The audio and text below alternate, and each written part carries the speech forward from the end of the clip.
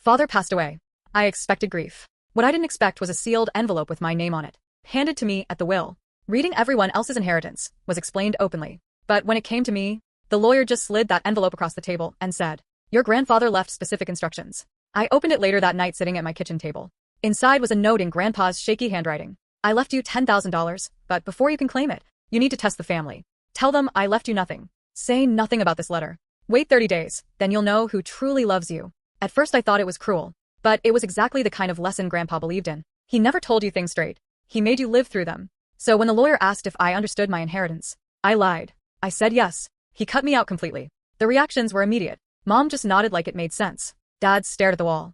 Emma smirked. Kyle shrugged and said, "Maybe you'll learn something from it."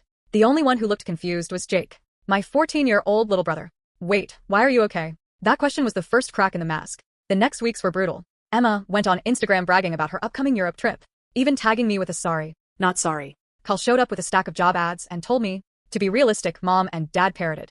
"Your grandfather was a wise man." Like it explained everything, but Jake. Jake slipped $20 bills into my jacket pocket. He brought over pizza when he thought I wasn't eating. He whispered, "It's ugly." Anyway, when Emma flaunted her new designer purse at dinner, he even offered to split his lunch money with me. He was the only one who treated me like family, when everyone else treated me like a lesson. When the 30 days ended, I invited everyone to dinner at Grandpa's house. Emma showed up swinging her purse like a trophy. Kyle had more job listings. Mom and Dad looked smug. Jake sat quietly, nervous.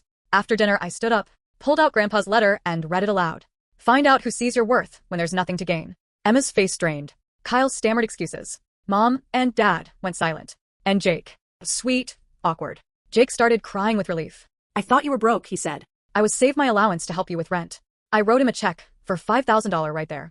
"You're the only one who passed Grandpa's test," I told him. That's when Dad finally spoke. He looked right at me and said, "That wasn't the only test your grandfather left."